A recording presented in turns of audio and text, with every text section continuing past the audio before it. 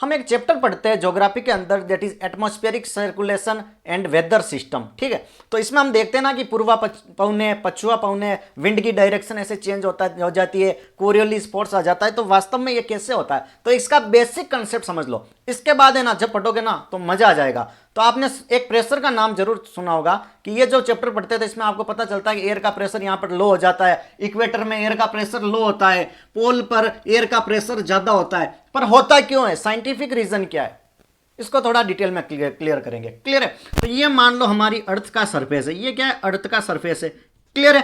अर्थ का सरफेस है। ये लो यहाँ पर वाइंड है, ये है दैट इज विंड, ये है हवा है। ठीक है, ये आपके ऊपर ये क्या है, हवा है। नॉर्मल एटमॉस्फेयर के अंदर जो एयर का प्रेशर होगा उसको हम बोलते हैं एटमॉस्फेरिक प्रेशर, जिसकी वैल्यू होती है 1.01325 बार।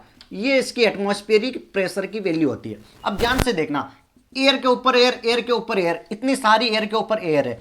तो ये जो इतनी सारी ऊपर वाली एयर है ना, नीचे वाली एयर पर प्रेशर क्रिएट करेगी, प्रेशर लगाएगी ना, कंप्रेशन होगा। किसी भी चीज पर वजन आएगा तो कंप्रेशन तो होगा। तो एयर के ऊपर इतनी सारी एयर तो क्या करेगी, इस पर कंप्रेशन लगाएगी। ठीक है, तो कंप्रेशन क्या होगा, तो वॉल्यूम क्या होगा, डिक्रीज कर जाएगा। डेंसिटी क्या होता है, मास पर यूनिट वॉल्यूम। डेंसिटी होता है मास पर यूनिट वॉल्यूम। अगर वॉल्यूम डिक्रीज करता है तो डेंसिटी की वैल्यू बढ़ जाएगी। और P इक्वल्स टू क्या होता है, रो RT। डेंसिटी की वैल्यू बढ़ गई तो ऑटोमेटिकली प्रेशर बढ़ जाएगा। तो मतलब नीचे की साइड में एयर का प्रेशर ज्यादा होता है। ठीक है, और ऊपर ऊपर जैसे जाते हैं वैसे वैसे एयर का प्रेशर कम हो जाता है। तो अभी तो कहते हैं कि कुछ भी गर्म किया, गर्म हवाएं क्या होती है, गर्म हवा होती है ना, वो हल्की होती है, हल्की हवाएं ऊपर उड़ जाएगी।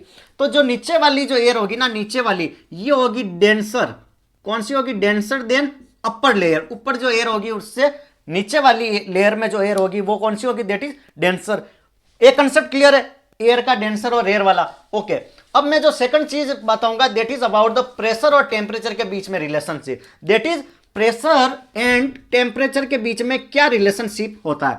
तो देखो, अगर किसी चीज का टेम्परेचर बढ़ जाए, किसी भी चीज का, गैस का, एयर का टेम्परेचर बढ़ जाए तो एयर क्या करेगी, एक्सपांड करेगी, इसका वॉल्यूम इंक्रीज होगा, एयर ऐसे फैलने लगेगी। जैसे हवा को गर्म किया, हवाएं फैलने लगेगी और एयर फैलने लगेगी। तो इससे क्या होगा, टेम्परेचर बढ़ाने पर इसका वॉल्यूम, आयतन बढ़ जाएगा, वॉल्यूम बढ़ जाएगा। और डेंसिटी क्या होता है, मास पर यूनिट वॉल्यूम। अब वॉल्यूम बढ़ गया तो इसका डेंसिटी कम हो गई। और P इक्वल्स टू क्या बताया मैंने, rho RT। P equals to rho RT, rho कम है तो प्रेशर भी कम है। मतलब एक चीज पता चल गई कि टेम्परेचर बढ़ेगा तो प्रेशर घटेगा। क्लियर है? यहां से तो यही पता चल रहा है। तो मान लो कि टेम्परेचर बढ़ता है तो इक्वेटोरियल क्या होता है कि इक्वेटर जो होता है ना, यहां पर क्या होती है, गर्मी ज्यादा होती है।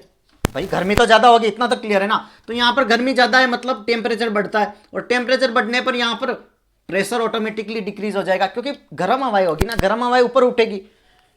इधर ठंडी हवाएं, इधर कौन सी है, पोलर रीजन में कोल्ड वाइंड है। तो ये तो ऑलरेडी डेंसर है। ठीक है, तो ये गर्म हवाएं ऊपर उठेगी। अब धीरे धीरे ये हवाएं उठ के इधर मूव कर रही है। ठीक है, इधर मूव करेगी तो अब ये क्या होगी कि वापस ठंडी हो जाएगी इधर जाते जाते, क्योंकि इधर ठंडा रीजन है। तो इधर हाई प्रेशर क्रिएट करेगी, क्योंकि इधर डेंसर मीडियम में जाके हाई प्रेशर, इसलिए इसको हाई प्रेशर जोन बोलते हैं। और इक्वेटोरियल वाला है ना, इसको लो प्रेशर जोन इसीलिए बोलते हैं, क्योंकि गर्म हवाएं हल्की हल्की है, ऊपर उठ जाएगी तो नीचे तो प्रेशर कम हो जाएगा ना। फिर ये सारी हवाएं एक साइड में जाके उधर जाएगी तो उधर अच्छे से मतलब प्रेशर क्रिएट करेगी, तो उधर हाई प्रेशर जोन बन जाएगा। तो ये बेसिक कंसेप्ट क्लियर हो गया ना। इसके बाद आपको पूर्वा पौने, पछुआ पौने, इसमें ट्रॉपिकल जोन वगैरह में कैसे वाइंड पैटर्न होता है, ये सारा नॉर्थ साउथ में कैसे मूव करती है, सारा कोरियोलिस फोर्स के कंसेप्ट पर चलता है। उसको और डिटेल में डिस्कस करेंगे। मेरा एक बेसिक था कि आपको ये थोड़ा सा बेसिक समझ में आ जाए कि भाई होता क्या है। क्लियर है? Thank you so much. Channel को लाइक से सब्सक्राइब जरूर करें।